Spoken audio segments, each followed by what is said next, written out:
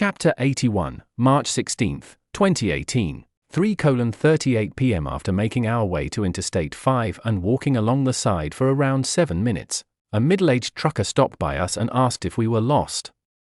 Instead of lying to him, Malcolm told the truth about what we were doing. I loved him because he never played games with you and was always straight to the point, the complete opposite of me. I have a habit of describing things in a way that makes me look like the good guy. I can be quite chaotic neutral at times. I can turn from an angel into Audrey Horne from Twin Peaks in a split second. I used to think that I was a sociopath when I was younger, but I show too much empathy to be one. Uncle Dante on the hand, though. We're running away from home. Do you think you could give us a ride? Malcolm nearly begged him. Boy, I felt so lousy. I about wanted to cry at that moment. What had I become because of this time travel? I'm dead serious when I say that time traveling has changed the chemistry in my brain to something unstable. I wouldn't have been surprised if they scanned my brain and found holes in it at that moment. My middle school world history teacher told me about how his brother was addicted to huffing toluene and how it formed holes in his brain. That's probably what mine looked like by then. His face was one of surprise for a second before settling back to normal. I was thankful that he didn't ask us any questions about why we ran away because I didn't know the reasons myself.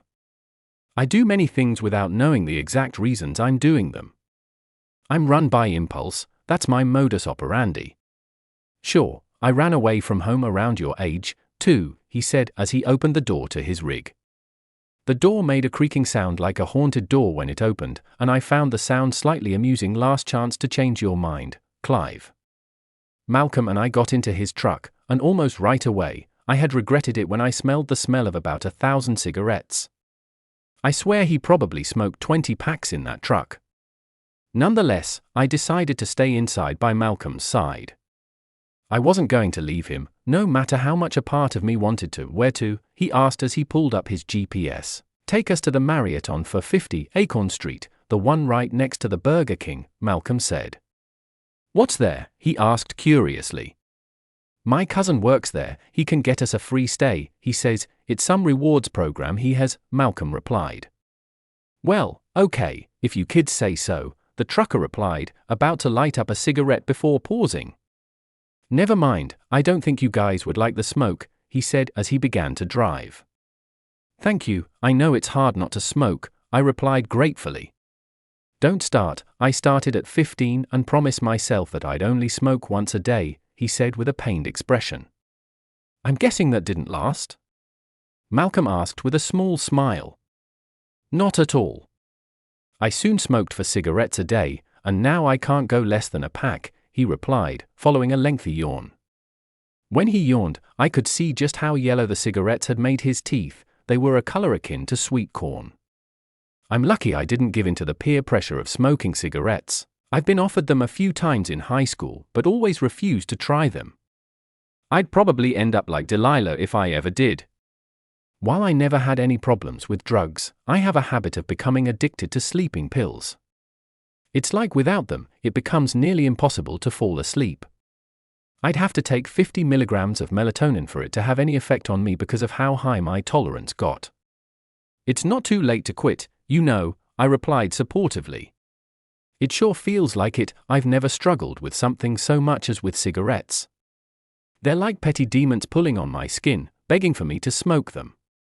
Then show those demons who's boss. Malcolm yelled out with a raised fist. Heh, I like you, kiddo, he said, nodding towards Malcolm. So, what's your name, anyway? I asked. Murphy, but most people just call me Sal. Say, you two want to listen to some music I listened to when I was around your age? He asked, perking his back up. Sure, why not? Malcolm replied, shrugging.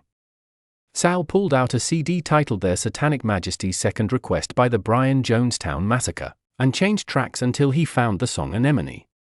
Listening to the song, I felt like I was traveling through the universe. It just made me feel like I was experiencing the most spiritual feeling in the world, as stupid as that might sound.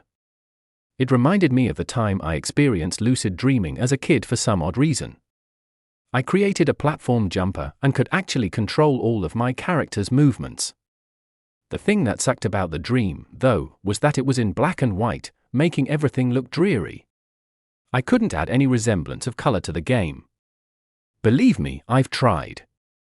This is fantastic! I exclaimed. Glad you like it. By the way, we're here, he replied, stopping at the Mariott. Too late to go back now. Make the best of this, Clive.